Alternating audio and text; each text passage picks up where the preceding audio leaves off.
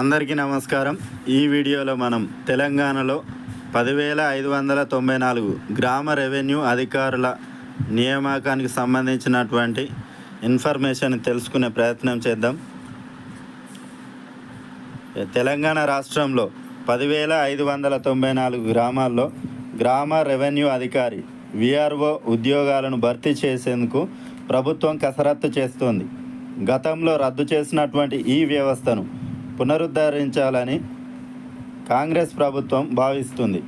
గ్రామ స్థాయిలో రెవెన్యూ వ్యవస్థను పునరుద్ధరించాలి అనే ఆలోచనలో ఉన్నటువంటి ప్రభుత్వం కొత్తగా సిబ్బందిని నియమించాలని భావిస్తుంది. తెలంగాణ కాంగ్రెస్ ప్రభుత్వం ఇంతకుముందులాగే గ్రామ రెవెన్యూ వ్యవస్థను బలపరచాలనేటువంటి ఉద్దేశంతో విఆర్ఓ పోస్టులను భర్తీ చేయాలని భావిస్తుంది. ఇందులో భాగంగా గతంలో విఆర్ఓ లేదా విఆర్ఏలుగా పనిచేసిన వారికి ఒక పరీక్ష నిర్వహించి పోస్టింగ్ ఇవ్వాలని ప్రభుత్వం ఆలోచన చేస్తుంది. ఈ విధంగా నియమించినప్పటికీ కూడా పోస్టులు మిగిలినట్లయితే కొత్త నోటిఫికేషన్ విడుదల చేసి ఉద్యోగాలు భర్తీ చేయాలని భావిస్తుంది. కనీస విద్యార్హతగా ఇంటర్ లేదా డిగ్రీ నిర్ణయించి ఈ పోస్టులకు ఎంపిక చేయాలని భావిస్తుంది. ఇలా చేయడం వల్ల కనీసం 15,000 మంది ఈ పరీక్షకు అర్హత సాధిస్తారని అంచనా వేస్తున్నారు. తెలంగాణలో కొత్త ఆర్ఓఆర్ చట్టం అమల్లోకి వచ్చిన తర్వాతే ఈ పరీక్ష నిర్వహించనున్నారు. ఇక మొత్తం ఖాళీల సంఖ్య చూసుకున్నట్లయితే 10,594 గ్రామాల్లో ప్రతి గ్రామానికి ఒక పోస్టు భర్తీ చేస్తారు. 10,594 గ్రామాల్లో ప్రతి గ్రామానికి ఒక విఆర్ఓ పోస్ట్ను భర్తీ చేయనున్నారు. భర్తీ చేయబోయే ఉద్యోగాలు విలేజ్ రెవెన్యూ ఆఫీసర్ విఆర్ఓ అనే ఉద్యోగాలను భర్తీ చేయనున్నారు. ఇక అర్హతలు చూసుకున్నట్లయితే గతంలో విఆర్ఓ లేదా విఆర్ఏలుగా పనిచేసిన వారిలో ఇంటర్ లేదా డిగ్రీ విద్యార్హత కలిగినటువంటి వారికి ఒక పరీక్ష నిర్వహించి ఎంపిక చేయనున్నారు.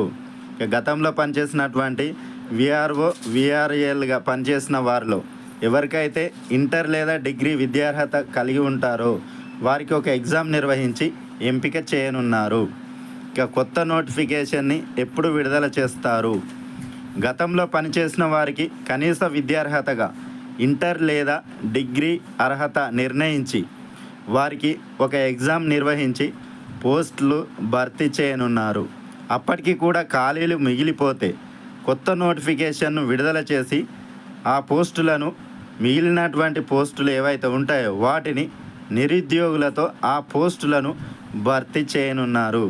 ఇక దీనికి వయస్సు చూసుకున్నట్లయితే ఈ ఉద్యోగాలకు అప్లై చేయడానికి 18 నుండి 44 సంవత్సరాల మధ్య వయసు కలిగినటువంటి వారు అప్లై చేసుకోవడానికి అర్హతగా నిర్ణయిస్తారు.